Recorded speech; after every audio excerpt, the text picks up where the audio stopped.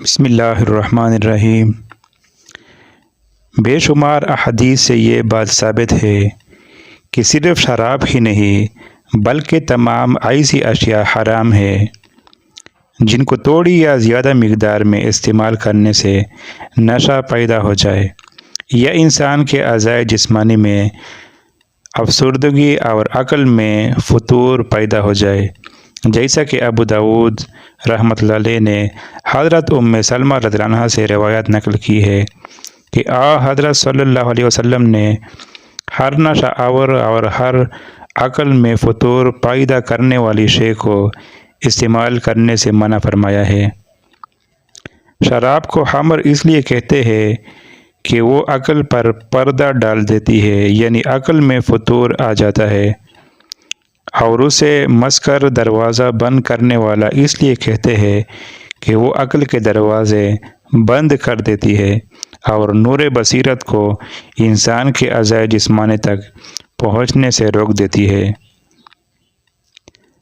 امام فخر الدین رازی رحمۃ اللہ علیہ آیت تحریم خمر کی تفسیر بیان کرتے ہوئے فرماتے ہیں کہ اگر انصاف سے کام لیا جائے اور ہٹ درمی نہ کی جائے تو معلوم ہوگا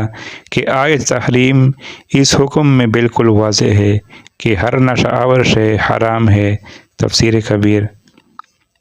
تمام علماء اس امر پر متفق ہے کہ تمام خواب آور اشیاء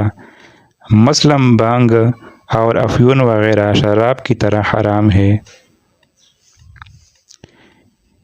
ابن قیم رحمۃ اللہ علیہ نے اپنی کتاب زاد المعاد میں تحریر کیا ہے کہ لفظ خمر میں تمام نشہ آور چیزیں داخل ہے، خواہ وہ مائع حالت میں ہو، مثلاً شراب، یا ٹھوس ہو،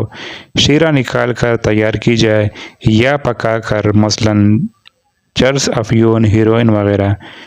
ان چیزوں میں فسق و فجور کے اسباب موجود ہے۔ آخر میں امام نسائی رحمۃ اللہ علیہ کی ایک حدیث اور پیش کی جاتی ہے کہ حضور اکرم صلی اللہ علیہ وسلم نے فرمایا، میری امت میں سے کچھ لوگ شراب پئیں گے اور اس کا نام شراب کے علاوہ کچھ اور رکھ لیں گے۔ کتاب و سنت کی روشنی میں علماء اسلام کی تحریروں سے واضح ہو چکا ہے کہ جملہ نشہ آور اشیاء کے استعمال حرام ہے، خواہ اسے شراب کا نام دیا جائے، یا بیئر کا، یا چرس کہا جائے، یا افیون یا کوکین کہا جائے، یا ہیروئن۔ یہ سب اشیاء چونکہ انسانی اعضاء میں افسردگی اور عقل و حواس میں فتور پیدا کرنے والی ہے،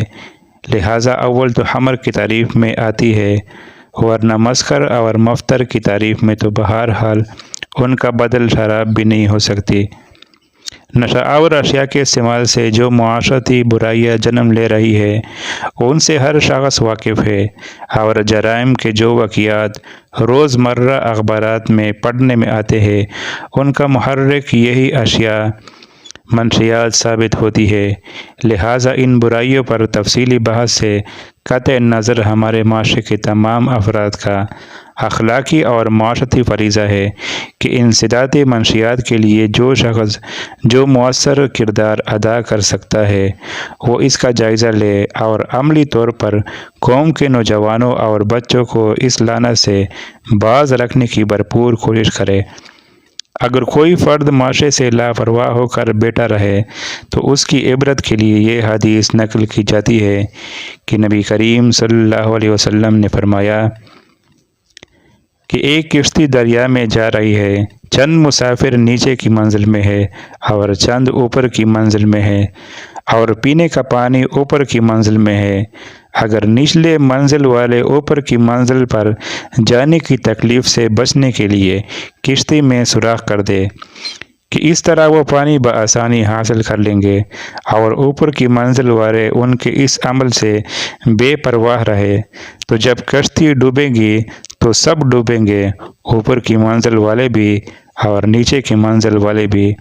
غرض افراد اور معاشرے کا تعلق کشتی اور مسافر کی طرح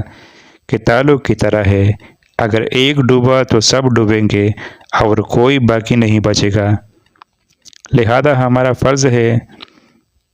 کہ ہم اپنے دوستوں اور آشنا لوگوں میں جو خرابیاں دیکھتے ہیں مناسب طریقہ پر ان کو اس سے آگاہ کرے تاکہ ایک دوسرے کی اصلاح ہو جائے، جیسا کہ نبی کریم صلی اللہ علیہ وسلم کا ارشاد ہے کہ ایک مسلمان اپنے بھائی کا آئینہ ہے، جب اس میں کوئی عیب دیکھے تو اس کی اصلاح کر دے۔ بخاری شریف۔ اس طرح معاشرے میں اخلاقی برائیوں کے فروغ پر قابو پایا جا سکتا ہے۔